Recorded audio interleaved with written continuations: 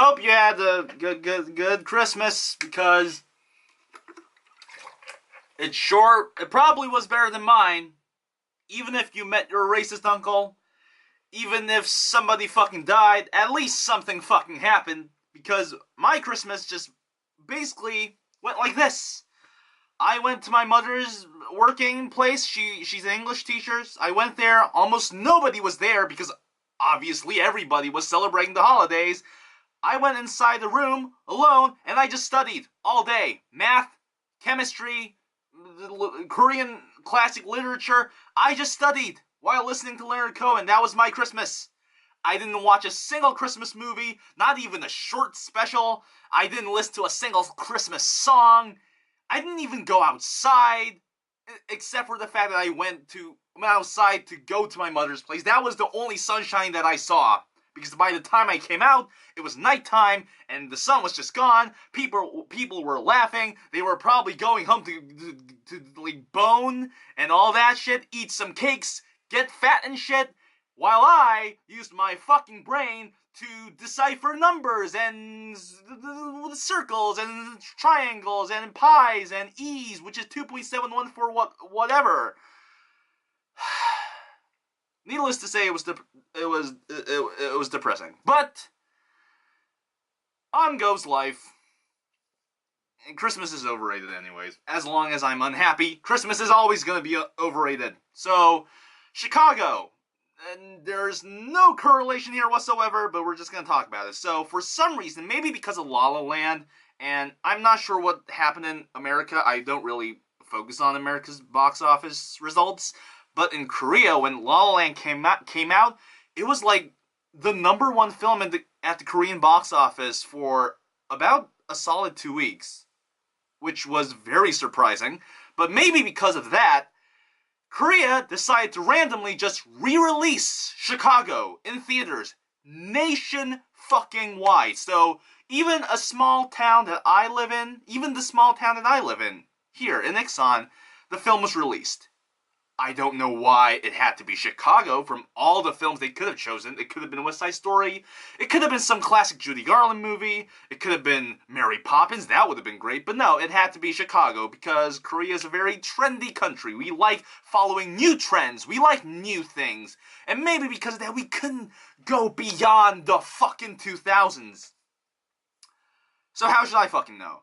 But considering that I've actually never seen Chicago, because I never really wanted to see Chicago, I decided to go. I was excited because, it won Best Picture back in 2002. Although I've heard that a lot of film critics consider Chicago as one of the worst Best Picture winners of all time. But you know what? It won six Oscars, one Best Supporting Actress, probably one Costume Design. I was still hyped. I wanted to see if it was any good or not. No film just gets 6 Oscars just like that. They have to kind of have certain merits. And I saw it, and I don't think it's that good. It really is kind of an overrated film, and I'm going to explain why. Because here's the thing. It's a Bob Fosse is the originator. These fucking R's. Originators. He's one of the originators of this musical. So in many ways, like most Bob Fosse musicals or films, it's extremely cynical. The story is about the weak continuity of fame, the self-indulgence when it comes to people who become famous, the throwaway love, the meal ticket relationships, the lawyer who says he's all for love, but in hindsight and in extreme retrospect, he's kind of an asshole. In many ways, the film is about these really unlikable people. And I'm not sure if it worked in the play. I've obviously never seen the original musical on any stage. But it's always an interesting idea to see how fame can easily be not only taken away, but can easily be manipulated and can really ruin a person. Now, it's a very cynical idea, and if this cynicism ended within the theme, and if they could have still made the whole world, the characters, the story, somewhat human, the film could have been better, but unfortunately, that cynicism seeps into the characters. And here's where the problem starts. Roxy Hart, the main character played by Renée Zellweger, is one of the most unlikable characters I've ever seen. In fact, outside of John C. Reilly, that's his name, right? Is it John? John C. Reilly's character. Outside of him, everybody in this film is so heartless that I felt slightly alienated. Everybody's so unlikable. They're so egotistical. They're lying assholes. They're always thinking about themselves. And that, some of you might be saying, that's the point, Ryan. Well, fuck that. I didn't like it. It was so alienating. I could not put myself into any of these characters. And John C. Reilly's character was so depressing that I didn't even want to put myself in that position. But he was interesting. At least he was human. He was likable because at least he was a decent goddamn human being.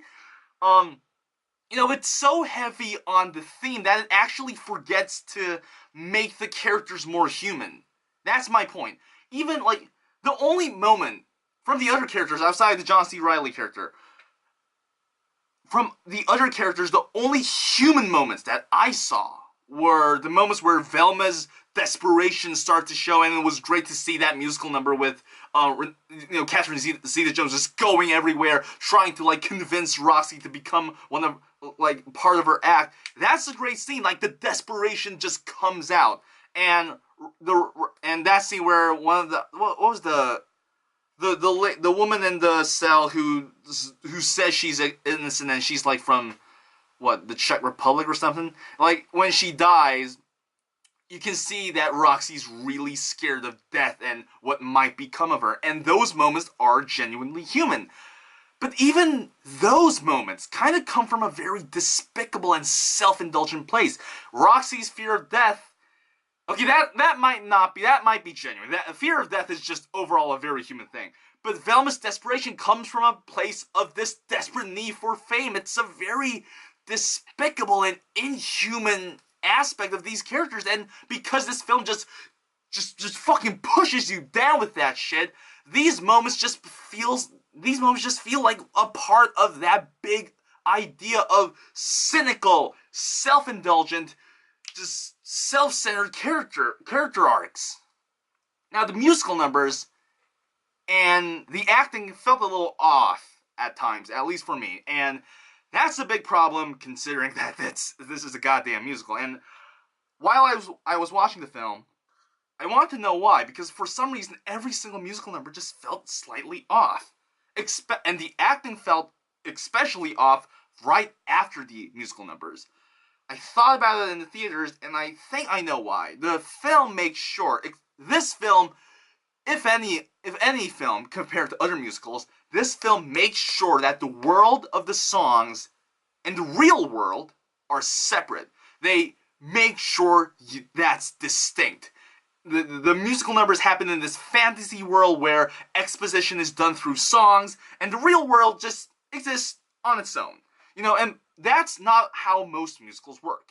Most musicals usually have that music world and the real world in the same place. So within the real world, anything can happen. Anything is possible. When somebody acts in a very over-the-top way, it feels natural because some people just dance randomly in real life in that world. Films like Singing in the Rain, even a recent film like La La Land, that's why those films work, even when there's over-the-top acting.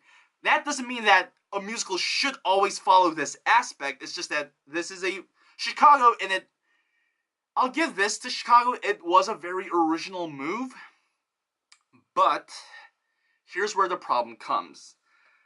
The film still acts like the real world is as exaggerated as the musical numbers, and I think this comes from the acting. It's not really the musical numbers' fault.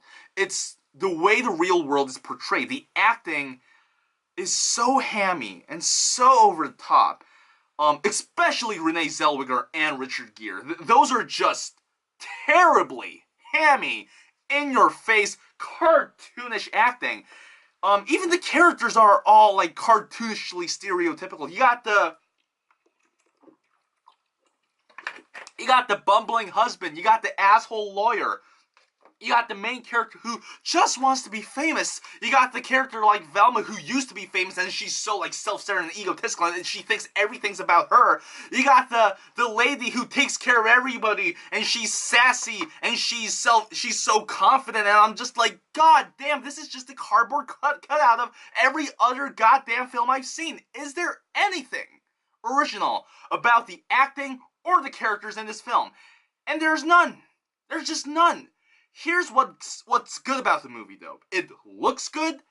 The songs are good. Some of the musical numbers are genuinely, like, really interesting when it comes to choreography and the use of color and the use of props. The He Had It Coming song, the way they like use like red handkerchiefs to like symbolize blood, and the scene where, what was the song's name? I think it's called They Both Reach for the Gun or something like that. And they use the idea of ventriloquism, and it looks strangely eerie Terry Gilliam-ish, but it's really fun to watch it, and not only that, the hook's amazing. So the musical numbers in itself work, and this is a musical, so when it comes to what the genre is supposed to do, the film does well. When it comes to being a film in itself, that's when, for me, the film completely fails. But at least it succeeded in being its own genre, so it's not, I don't like it still. I definitely think this is one of the worst Best Picture winners of all time. Right alongside Gigi and Trash and all those terrible films. Braveheart also. I don't like Braveheart. Kill me if you want, but I don't like Braveheart. I think it's really pretentious. So, there you go. If you want to kill me, go and kill me in the comments. You can probably do it because I got bipolar disorder and that might trigger the fuck out of me. So yeah. 1.5 out of 4. Chicago. Bye.